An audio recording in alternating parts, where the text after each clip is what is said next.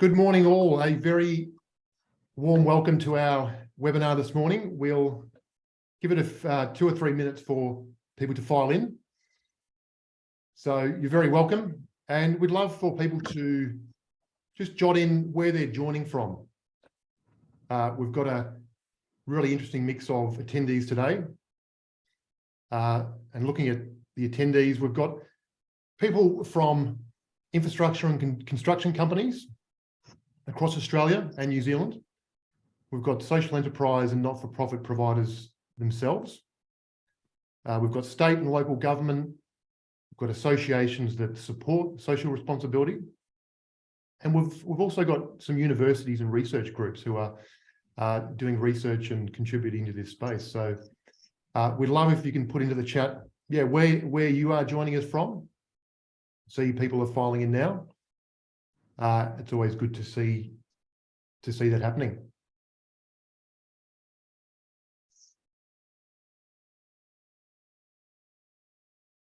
And then we'll kick it off in a couple of minutes. Welcome, Anthony. Welcome, Barry. Welcome, Bernadette, Christine, Christopher, Dallas, Emma, Garth, Gemma, Heather Thomas. Welcome, Wendy from Gippsland, beautiful Gippsland. Chris from Amber Community, Melbourne. Beautiful Burrong land. Raymond, Auckland. Welcome to our New Zealand guests. I think we've got a fair few from New Zealand here this morning, and one or two I think from South America as well.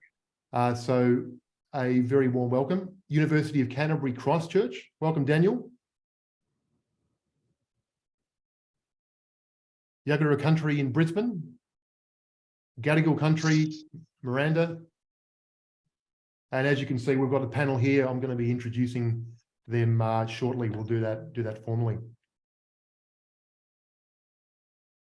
It's great to see the Indigenous names filing through there, because a big part of today and some of our scene set is around educating around those things. Welcome, Jackson from Naarm. Welcome, Christopher from Southeast. We'll give it another minute and then we'll kick it off.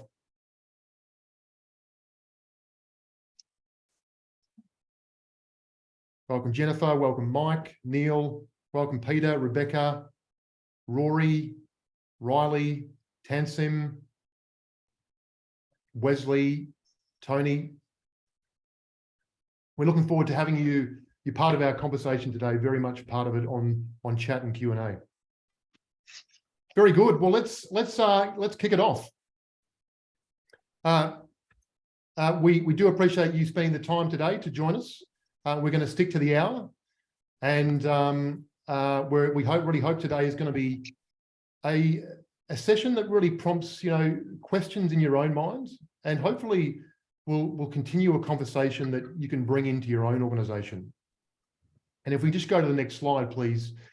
The question that we've prompted today, we haven't posed this question just to you. We've posed this question to ourselves as well. Today is going to be a collaborative conversation with the panel and hopefully yourselves. And we thought this question is really key to really kind of pausing in our day-to-day roles and reflecting how we can really lean into these sorts of things. So we really hope you're going to learn a bit of the what and the how through a number of real-world first-hand examples. Before we kick off, we're going to do an acknowledgement of country. Now, I'm going to be handing over to Nick Canton shortly from Fulton Hogan. He's a manager in the Southern Region infrastructure.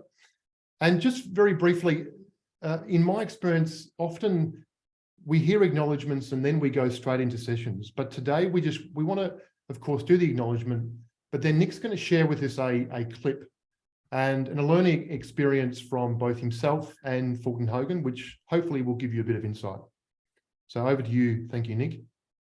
Yeah, thanks, Andrew. So firstly, I'd just like to acknowledge the Bunurong people, which is where I am today, and they make up part of the Kulin Nation, who are the traditional owners and custodians of the land where I am. Also want to acknowledge the traditional custodians of the land in which you are today as well. And through that, pay my respects to the elders, past, present, and emerging. So Andrew just mentioned that we're going to play a video, and I really like this video. It helps provide a connection to a more of a discussion. And the video is from a Wiradjuri country man called Luke Penrith. So Luke's been doing some work with Fulton Hogan extensively recently, and some really good work. So I'll play the video and just recap after that.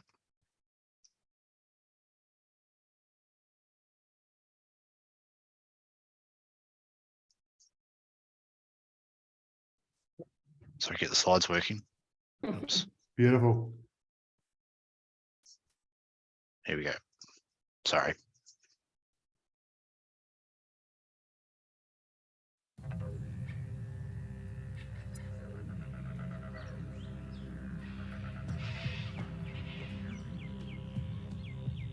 My name's Luke Penrith. I'm a proud Wiradjuri man from Brungle. We're in Brungle at the moment at the Yarning Circle. I also got cultural connections to the Yuin people down the south coast of New South Wales, Gambangari people of the north coast, and Watchabolik of Western Victoria.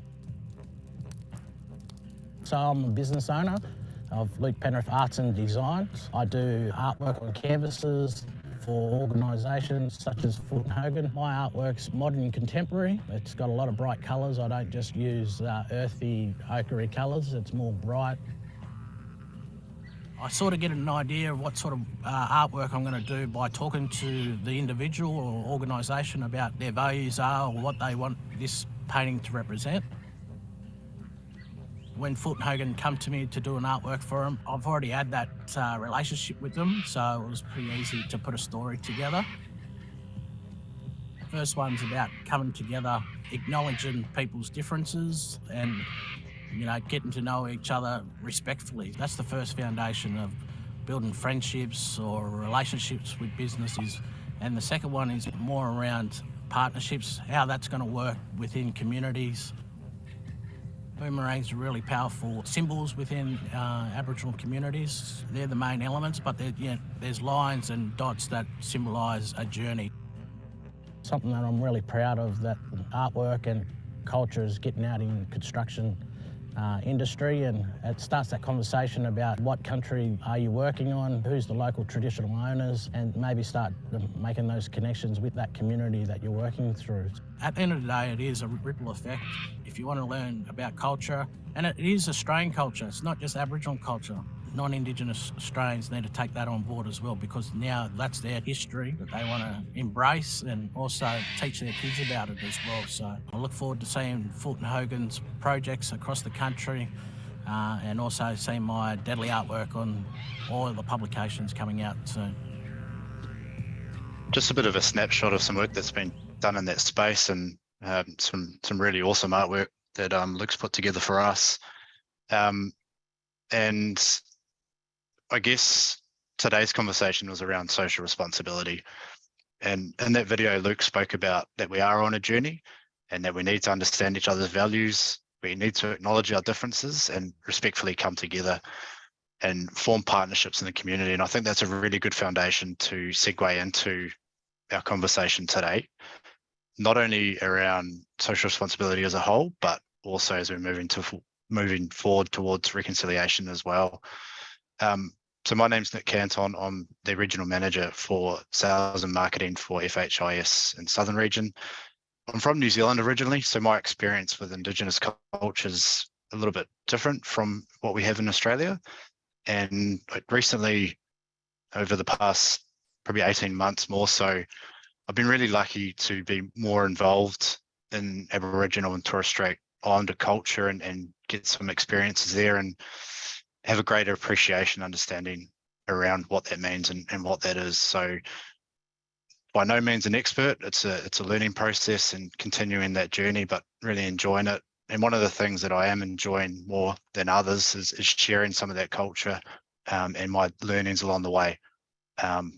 So that's about what today is too, and hopefully you'll get some learnings from today that you can take away and apply in what you're doing out there and have a positive social impact to those around you. Thanks, Andrew. Brilliant. Thank you, Nick. Yeah, and thank you for providing that context and even your New Zealand heritage. And I know myself personally have learned a lot from yourself and the broader organisation in terms of the genuineness in leaning into understanding the culture. Luke talked about the ripple effect. I think that's really important in terms of education. So thank you for that. Just a brief bit of context and housekeeping. I'm not going to go through an exhaustive agenda. We're going to look at this topic from 3 different perspectives. The first one is the overall sector view. So look at the impact, the growth in the sector. Secondly, we're going to look at a first-hand experience of an infrastructure and a construction organisation in terms of their learnings and their maturing and their future learnings in this space. And the most importantly, we're going to be looking at the human stories. We're going to be sharing a clip of a human story and talking about some others that have really impacted, human lives in this space. And I think that really is ultimately what this is all about. I want to encourage everyone to get onto the chat. We really want people to provide their observations or input as we're going through. And we love also Q&A. So there's a Q&A function there. You can put it into the chat, but probably rather in the Q&A function. Now, we'd love you to put questions as we go along. We've got an agenda, of course, but we're happy to turn to questions as we go through. We don't have to wait to the end. We want to keep it a natural conversation.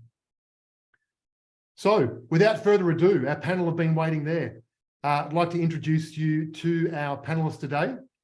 We're going to start with you, Raymond. Very welcome. Hey all, nice to be here. Hopefully I can share some ideas and opportunities for people to go forward. I've done a couple of presentations recently, and the first slide I came up with was the life of Brian. I'm not the Messiah, but I'm having a go. I've got some experiences, and I'm really happy to share them.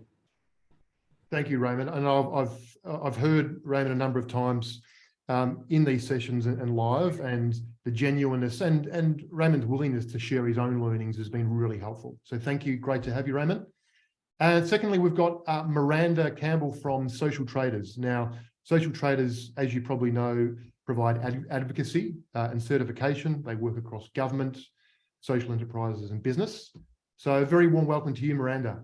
Thanks, Andrew. Good morning, everyone. Wonderful to be here. Great to have you.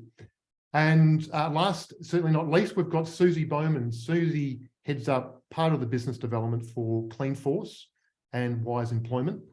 And Susie's going to be sharing a number of stories, human stories. Susie works on the front line in terms of seeing these. So great to have you as part of this, Susie. Good morning, everyone. Thanks, Andrew. Now, as I mentioned, these 3 different perspectives, hopefully we're going to get some good conversation, blend that in with some of the chat and your questions as we go through. And you'll be able to take this as learnings and conversations into your own workplace and community. So without further ado, we're going to start with Miranda in terms of setting a bit of a scene of the sector, the growth and the impact. Thanks, Miranda. Thanks very much, Andrew. So I just wanted to start off, for those of you who aren't familiar with Social Traders, just a bit of an overview of who we are and what we do. So we're an intermediary organisation, and we exist to create a more inclusive and equitable Australia by making buying from social enterprise the norm. So our vision is to unlock $5.5 billion for demand in social enterprise by 2030. And we are going about that, as Andrew mentioned, by doing 3 things. So first of all, certification, which many of you will be familiar with. The second thing that we do is advocacy, so to government at a state and federal level, but also for the sector broadly. And then working with business and government members like Fulton Hogan to deeply embed social enterprises into their supply chain. So currently 460 active certified social enterprises operating in Australia. About half of that market is in Victoria. So about 270 certified social enterprises operating or head office in Victoria, largely driven by the social procurement framework. So we can see the real effect and real driver of policy settings like the SPF in enabling the marketplace in that Victorian context. And just looking at the graph we've got here, we like to say this social enterprise procurement is really catching on. So that upward trend of spend of buyer members and certified social enterprises is part of that mission to get to that Vision 2030. And while I mentioned the SPF as being a key driver, what we're really seeing is that while policy might be the initial reason a business member engages with us and then engages with social enterprise, they're also just doing it as business as usual because it makes good business sense and aligns with other CSR or ESG strategies or imperatives. So fantastic growth to see, 68% average annual growth for business and government members coming to us for support in working with social enterprises. That is a little bit outdated, that 455, currently sitting at 460 social enterprises, obviously way more social enterprises out there to certify. So if you think you might be one, please get in touch, or if you think you might be working with a social enterprise that wants to talk about certification, please send them through to us. And that figure there of $393 million captured through our marketplace over the last 4 years is the spend through from our buyers switching their businesses to social enterprises, which is really promising to see. So just actually, can I just go to the next slide, please, Nick? Thank you. So just pausing on that figure there, and I think this is really important to mention. That $393 million has delivered all of these metrics here. So not one of these, but all of these. 551,000 hours of training, $20.8 million of investment in community services, 8,335 tonnes of waste diverted from landfill, $6.3 million donated to charities, and 2,773 jobs supported. So that's FTE jobs supported through social enterprises. And what's great about this and the beauty of social procurement is this is impact on top of what you're already buying. So these are goods and services that you're procuring every day that you basically get free impact for just by switching to social enterprises. So in terms of getting the ball rolling, it really is just as simple as connecting, talking to social enterprises, seeing what they're capable of doing and making the switch. And we can start to see all of these additional impacts delivered through your spend. I just wanted to touch briefly on certification and how that relates to, the definition of a social enterprise. So we like to say that our certification framework is rigorous but inclusive. It links to the phases definition of a social enterprise, which some people might be familiar with, and I'll just touch on briefly.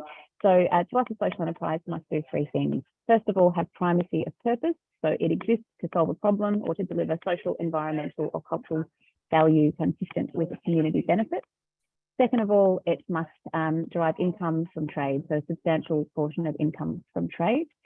We do certify all types of businesses, not-for-profit structures, for-profit structures, startups, scale-ups. I think the oldest social enterprise we have was founded in 1873. So, the whole kind of gamut. The third thing that they must do is reinvest efforts and resources from their trade so that public benefit outweighs private benefit. So you can see there, that's the bar to clear for being a social enterprise, and is how they're able to deliver all of this value given that primacy of purpose. So certification has been developed over many years with our partners at EY and Minter Ellison. That framework is in sort of constant evolution for best practice, and we're in contact with our international counterparts, by Canada, Social Enterprise UK, and Arkina in New Zealand, who will support the continuous improvement of that framework as well. The great thing about certification is not only being able to show our buyer members that they are genuine certified social enterprises delivering the value that they say they do, but it also allows us to track this data. So we have a proof of concept, we know this works. And, I think the value of certification really speaks for itself there in being able to kind of capture that data and show particularly our buyer members who are doing the hard work of, changing, sometimes not always hard work, but sometimes hard work in changing suppliers and embedding social enterprises into their supply chain, being able to show the value that that they're creating through that, I think is really, really important. Miranda, just briefly, and there's a question here from Marianne, that 393 million spent on social procurement, is that figure national or at a state level? That's national. Yes. National, thank Yeah. you. And is it across government and private? If yes, is there any rough split that you can share, or? No, there's not that I can. I can't share that publicly. Probably have a private chat about that, but can't share that right now. No and look, that's only reported spend. So there's way more that's happening out there. They're the buyer members that are working with us that are submitting their spend reports for their spend for their impact reports. So that's the figure we can stand by and track and show the impact. But of course, there's much more buying that's happening out there. Great, thank you. So yes, that was my sort of scene setting. Great, fantastic. Thank you for that. Really appreciate that. So to seize the actual numbers, and as you say, there are numbers within that are not captured as well. So really appreciate it. Now we're going to hand to Raymond now, and Raymond's going to talk us through the Fulton Hogan and his own experience in this part. All right, thanks, Andrew. I've warned Andrew I might go a little bit off script, so bear with me. And I'm starting already with just a brief acknowledgement of Miranda and Social Traders. So we've been members since 2018, and put my hand up for all of you to investigate their services and their support as corporate buyers, and obviously potential social enterprises. But they do a great job. They've got a great business directory where you can access the certified members.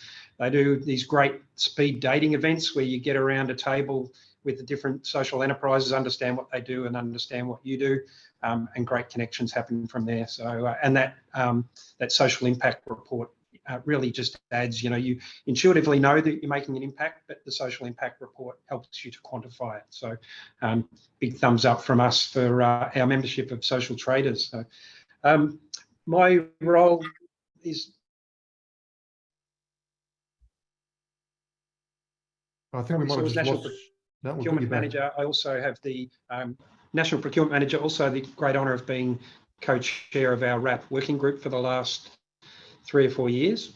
In my procurement role, I don't procure a lot. I don't make a lot of the procurement decisions. We've got a very decentralised procurement model. My role's been really an influencer, a connector and a supporter, but I have made a couple of procurement decisions.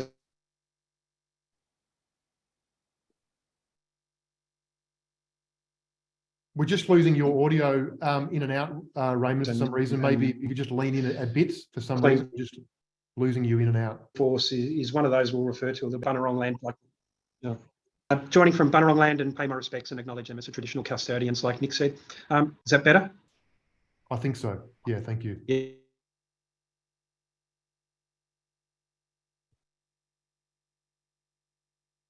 No, we're still losing you, Raymond. Yeah. Okay. So sorry, we'll give it one more go, and then if we can't make it work, I'll go to Susie.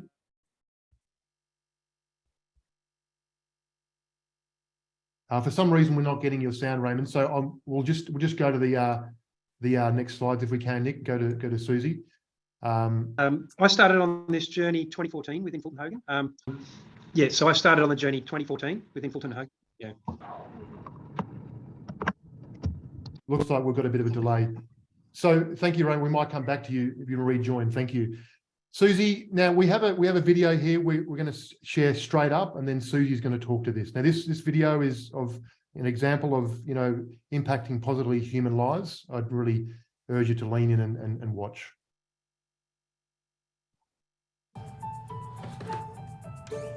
I work Monday to Friday, 3 hours a day.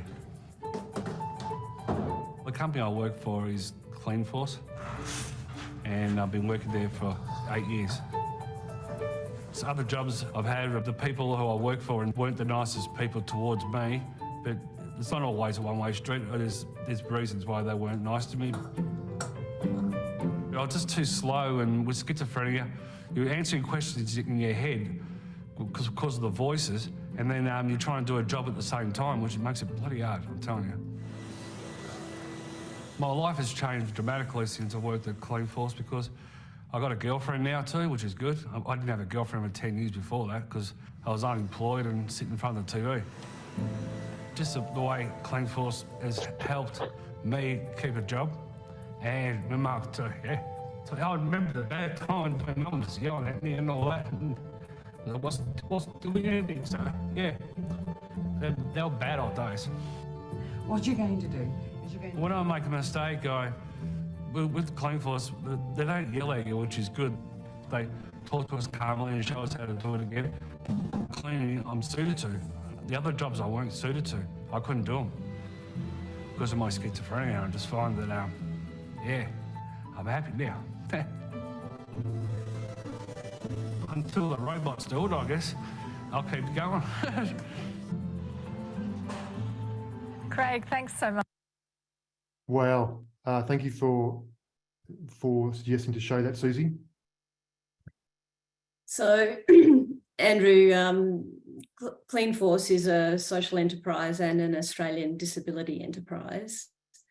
We provide commercial cleaning services, obviously, in Victoria and Western Sydney. We've been operating now for about 22 years and our current turnover is about $18 million. We employ over 400 people. Over half of those would be considered disadvantaged. We employ 36 people similar to Craig. They have psychotic illnesses. Another 60 identify as having some sort of mental illness, undisclosed, but they have self-identified through surveys.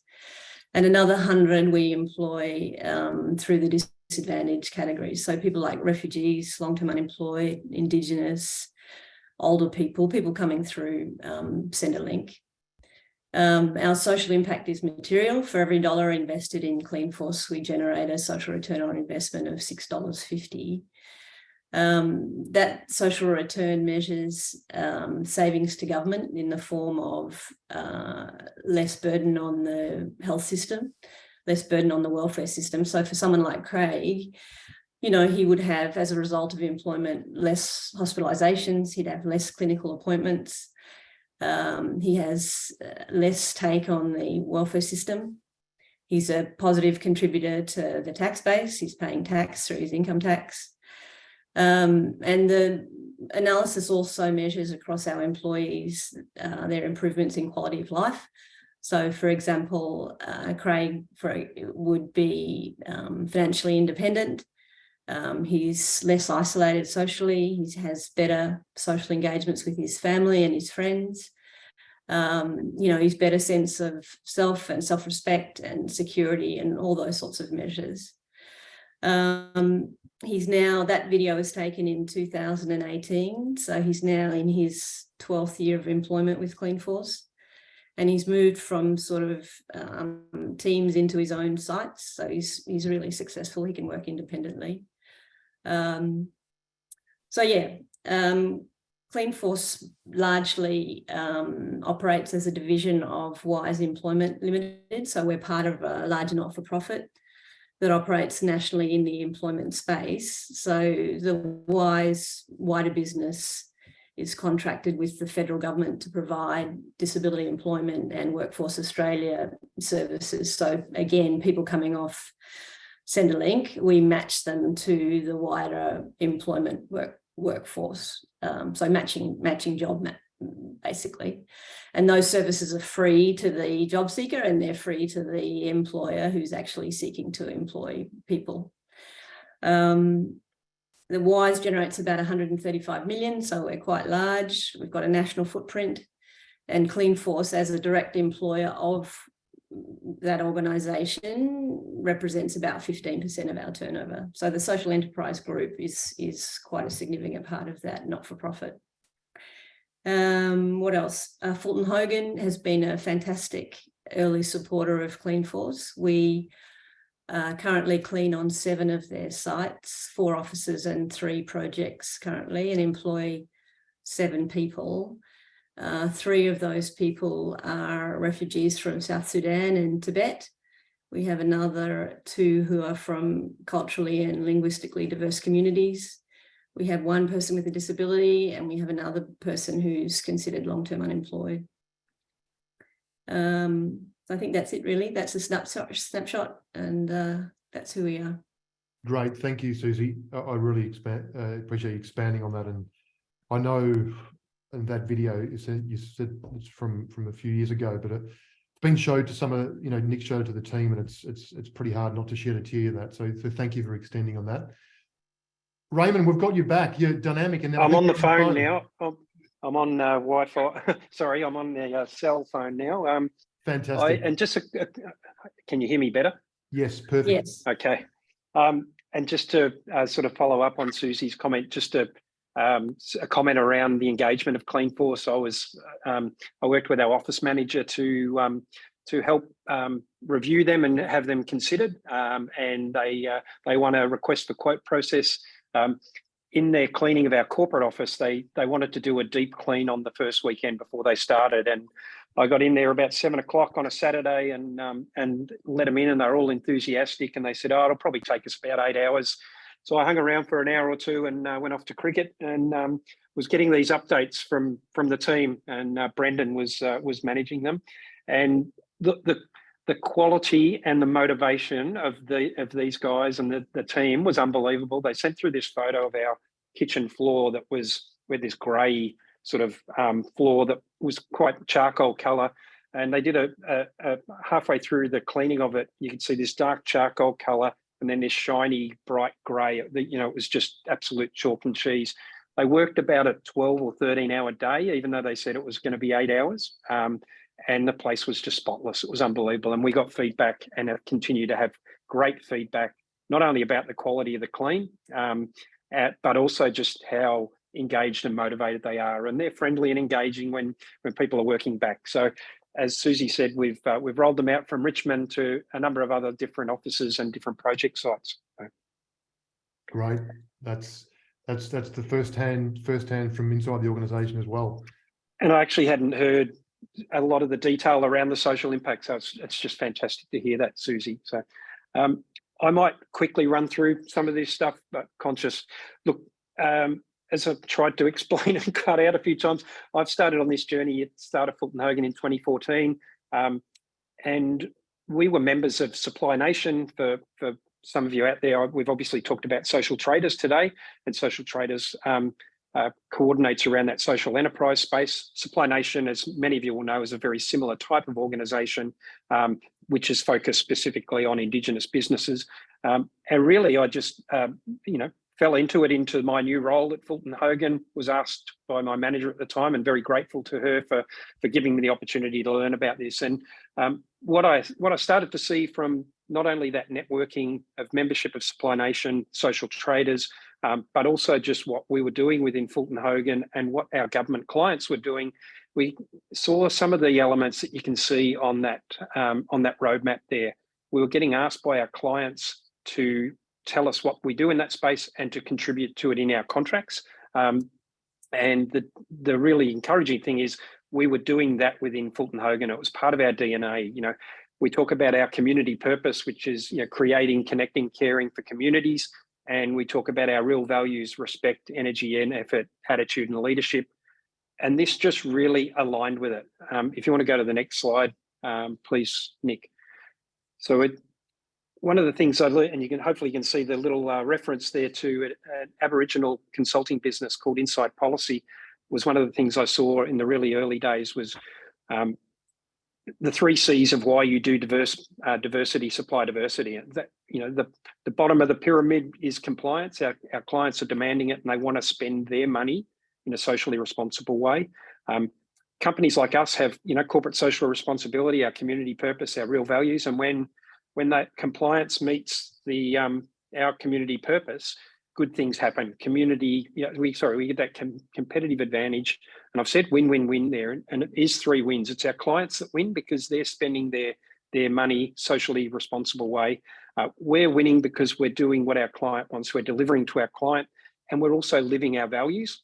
And the 3rd win is what Susie's talked about and Miranda's talked about, that impact that we're having on individuals and changing lives, but also those lives are helping to change us. They're bringing innovation, they're bringing quality, they're bringing motivation, they're bringing a broader labour force. So there's a real win-win-win, and that's what we're really all aiming to do in this space. That's probably enough. I think just one quick comment around our success as Fulton Hogan, and it is the broader Fulton Hogan. It's our operations, it's our projects, the people that make those decisions.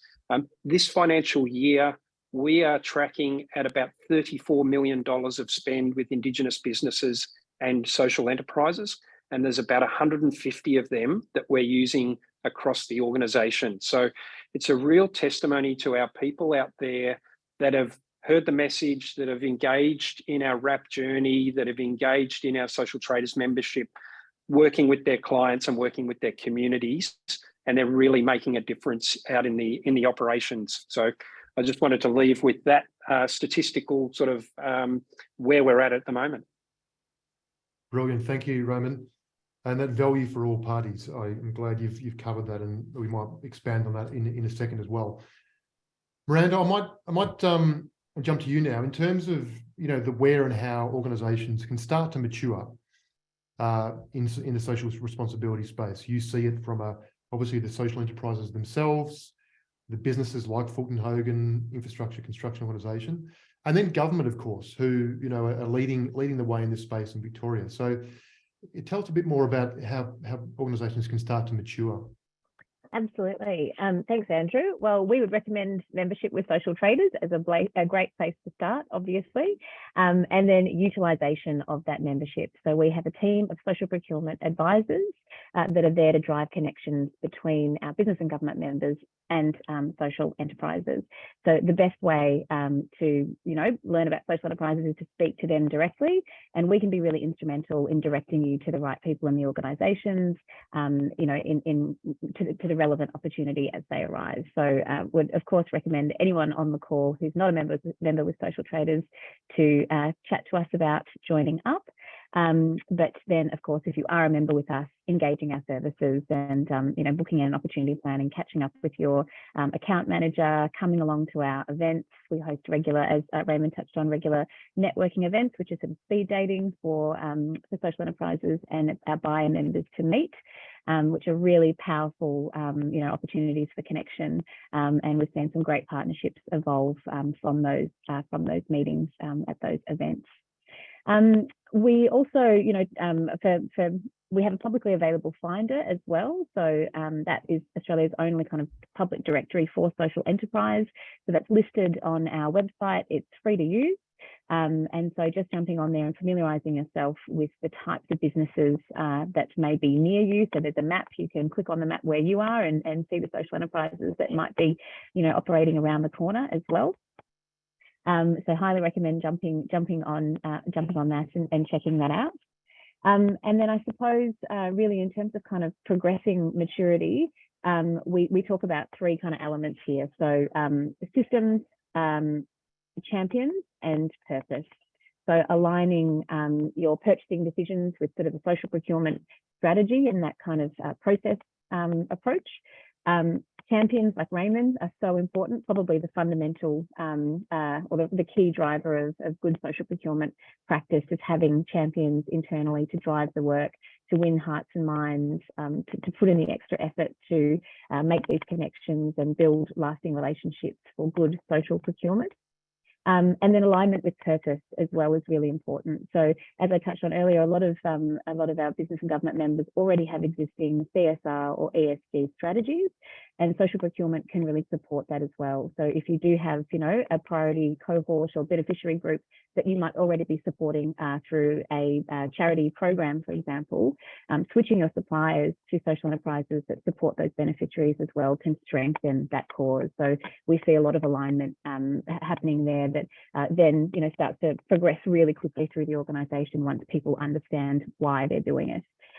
So yeah, that's just some key points there on buyer maturity.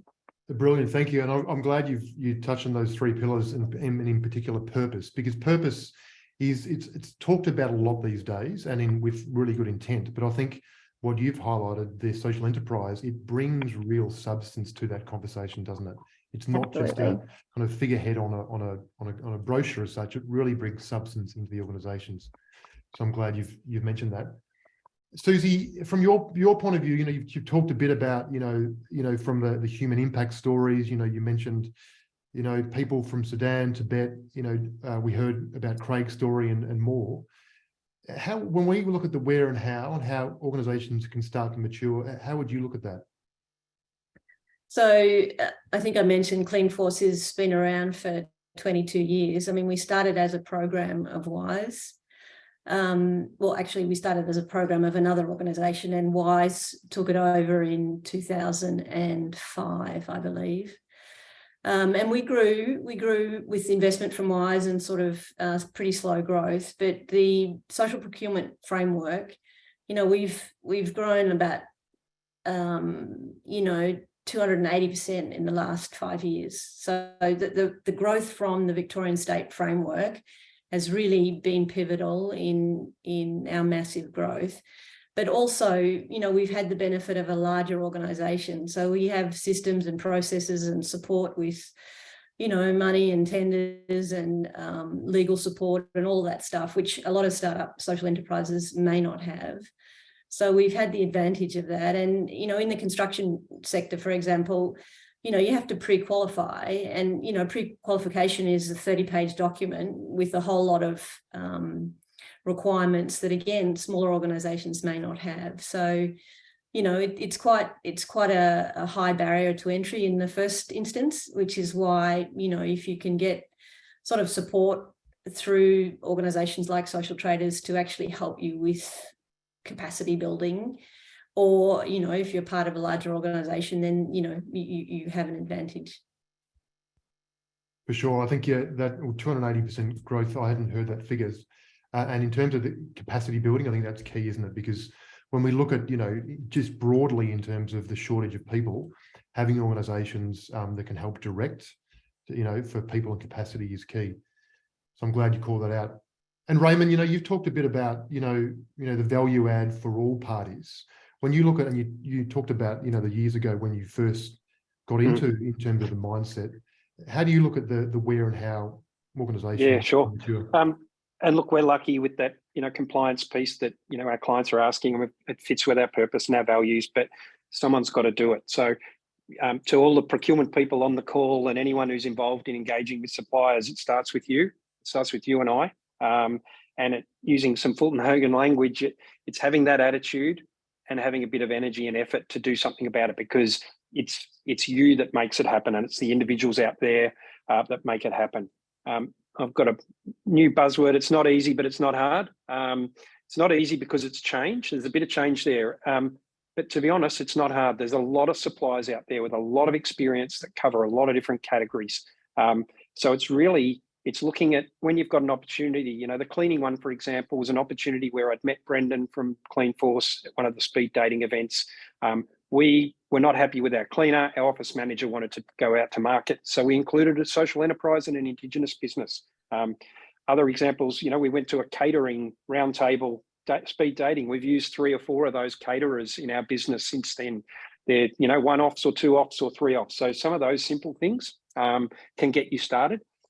But more, I guess, in some of the bigger categories, it's, for the strategic sourcing people out there, when you're doing that market analysis piece of your sourcing strategy, is look into those directories, engage with those businesses, understand who they are, what their capabilities are, to add them into your process. When you're going to tender, look into those databases, look for those applicable organisations, start to build relationships with them, and invite them along. They are viable businesses in their own right. They perform well. As I said, we've experienced great motivation, great quality. So get them into your process, engage with them, and as I say, you be the person that makes that effort and makes it happen. Good point. Thank you. I'm just going to turn to a question from Dallas here on the Q&A. I can leave this open for any of the panel. Is there a link between NDIS programs and social procurement? So I can answer some of that, I think. So Clean Force, all our employees that have a psychotic illness. So, for example, I think our number currently is 36. So those people have NDIS support packages for employment. So we would get a slice of money for the NDIS to help us support them in employment. So we employ a specific support officer in a role. And then if people get unwell and they need time off from work, then, you know, they don't lose their jobs. We just cover that. So that sort of support dollars is really around keeping them employed and whatever it takes to keep them employed. So that's how we use NDIS support dollars. A whole lot of other people, though, that have undisclosed mental health, they don't meet the NDIS requirements, so they come into us without support packages. Right. Thank you. Thank you for addressing that. Hopefully that addresses your question there, Dallas. In terms of the time we've got, I want to turn to some real life examples. And Miranda, I might go to you briefly. In terms of when you think of, and I know you share a bit online, and I get a fair bit about seeing, you know, you're out with social enterprises. Is there an example that comes to mind that you'd like to share?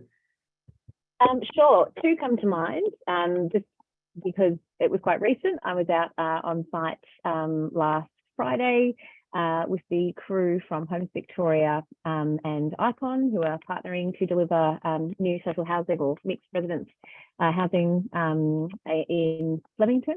And again, fantastic partnership approach taken by the procurement manager there. The cafe on site was employing women from a disadvantaged background. Quite a lot of effort to build that partnership in converting a site shed into a sort of semi-demountable cafe that's employing 3 women full-time. On site, heaps of kind of culture and behaviour change in the broader kind of crew, making sure those women felt safe, were supported in coming into a pretty male-dominated environment as well. And a local social enterprise just around the corner called Assembled Threads is doing all the PPE for that project as well. So again, employing migrant and refugee women. Again, connecting through social traders. So fantastic to be on site, meeting directly with the beneficiaries of those social enterprises, and just those simple switches that do take a bit of partnership and brokerage, particularly when the sort of demountable came into it. But yeah, just fantastic outcomes, particularly when you're seeing the actual impact in real life with the women there.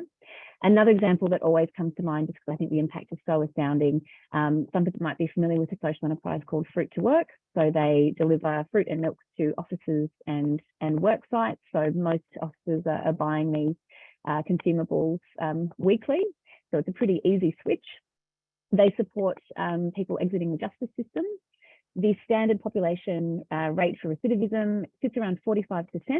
With participants in Fruit to Work's program, that rate is 0.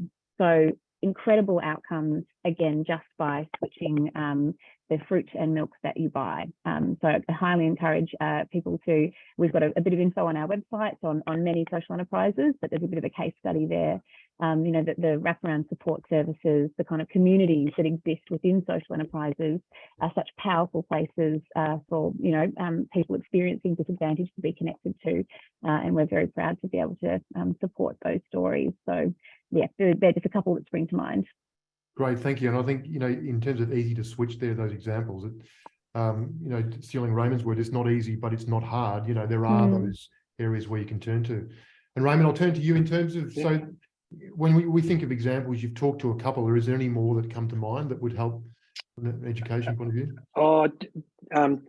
We use Fruit to Work as well in a number of our offices, so a thumbs up for that as well. At a macro level, from an impact point of view, as I mentioned before, the social impact report that social traders do, I just looked at our 21-22 we had 22 FTEs and 3,000 hours of training and a few other bits and pieces from there. But again, so at that macro level, we're seeing that. One of the examples it's actually an Aboriginal business in a jail facility in Sydney, where I'd caught up and met up with one of the guys from a mob called Black Roo, and I knew that they were doing a program. They've got a fabrication shop in a jail facility for young Aboriginal men, to give them some purpose and some skills and give them some readiness to going out into the outside world. So we, from a safety initiative, implemented a a product called a Gibney boom, or Gibney barrier, which is instead of a stop-slow baton, somebody at traffic control standing out on the road. It's a barrier boom. It's a little like a boom gate that someone can stand a metre and a half off the road, so they're a lot safer and not in the line of traffic. And talking to that project team that was developing that, I mentioned that I was aware of this Aboriginal business operating with a jail facility. They went through a process, and the great news was that we were able to engage them as well as another mainstream supplier as our manufacturer of that product. And that gave the inmates of that jail facility active work, and has given them active work for the last 12 months. And those people then are coming out into community when they're released, and into a supported environment with that organisation. So I reckon that's a great story on a number of different levels of social impact and responsibility for safety, and obviously giving people who have had a disadvantaged background an opportunity. Great, thank you. I'm going to turn to a question from Ash Thompson here. I'll just read it. As a designer that might support Fulton Hogan, and I'm sure that can be applied in the broader infrastructure and construction organisations, where would you see the best opportunities to include social procurement outside of catering and office supplies cleaning that can help contribute to government contracts? There's plenty. I've got a list in front of me of different suppliers that we're using. And again, I'm not an expert in design, but we've got traffic management companies, labour hire companies, recruitment, equipment hire, civil construction, electrical, plumbing trades. We do water carts. We've got landscaping and vegetation management. Landscaping vegetation management's a really interesting one, where you can blend in Aboriginal culture, work with the local community in that respect, in that artwork. There's a number of different social traders, nurseries that grow the plants. So yeah, look, there's a whole lot of different categories. There's PPE and workwear, there's photography and video services, artwork and gifts, signage. There's organisations that produce road signs. There's lots. Cultural awareness training. The list goes on. Great, thank you. I hope that answers your question, Ash. Susie or Miranda, was there any comment on that? Just if we broaden our lens really broad, any comment of, to help answer that? I'll jump in, Andrew. It is something we talk a lot about, the supply demand gap, particularly as the targets sit mainly in infrastructure and construction projects. And that's, I guess, why it's really important, if you are a member with social traders, to engage our services and understand where some of the kind of less thought of categories that you might be spending in to deliver these projects can be used to leverage opportunities with social enterprises, because there is stuff out there, but it does take conversations. It does take a bit of work in understanding exactly what's in the packages and the capacity and capability of social enterprises to deliver. So we really encourage those conversations. It also provides us with market intelligence for the kinds of products and services that are being delivered on projects to take back to social enterprises as potential areas to kind of grow and scale. But we do talk a lot about the supply demand gap, particularly in this sector. That's not to say that there is not, so we do have a certified social enterprise delivering demolition, earth moving, and other construction packages and services. But they are a bit specialised and few and far between as well. So, but there are opportunities out there, but it does take, these conversations to understand where we can connect you with the right people. Great, thank you. Well, just in terms of the time, because we want to finish on 12 out of respect for everyone's time, and just to finish on in terms of any of the ways that we can overcome some of those challenges, even capacity to deliver. Was there any comment around that, or even kind of debunking some of the myths that come up in the sector? Just very briefly, perhaps from each of you, just to finish. Miranda, I might go back to you just to start. Yes, I feel like I'm repeating my kind of previous point, but yeah, there is a bit of debunking. I know that we do put forward the catering, the cleaning, the gifts, those kind of the low hanging fruit, for want of a better term. But there is absolutely other goods and services that can be procured through social enterprises. It just takes a bit of thought and conversations like this to kind of spark ideas. Great. Susie? Yeah, I think we're a professional cleaning company. The fact that we have all this social impact is sort of sits together, and it's a tricky blend to manage from a management perspective. But when you get it right, it's really powerful. So it's really about capacity and your professionalism, and we price at market, so we're not being subsidised in any way. So it's really about breaking down those perceptions about what social enterprise is, and you've got to actually look at it as just another professional service provider, but has all this additional benefit. Great, thank you. And I'll finish with you, Raymond, on this, if I could. Sure. A bit of procurement speak. So there's a couple is, can you break down packages or separate parts of packages where instead of looking at the full kit and caboodle, that you might look at a component of that might suit a smaller enterprise, and acknowledging that there are some larger enterprises, whether they social enterprises, Indigenous businesses that can do full packages, but a number of them may not be able to. And so sort of breaking out packages, if that's appropriate, we call it tier 2. So have you got your major subcontractors that are either non-Indigenous or non-social enterprises? So how can they help? Like our question before from the design company, can they contribute? So can they engage a subcontractor in their services that may be one of these enterprises? So yeah, there's a number of different sort of options of getting that support, and just general supply development. So you might start small and you really encourage and help build their capability or their capacity through supply development programs. Brilliant. Thank you. That's very practical.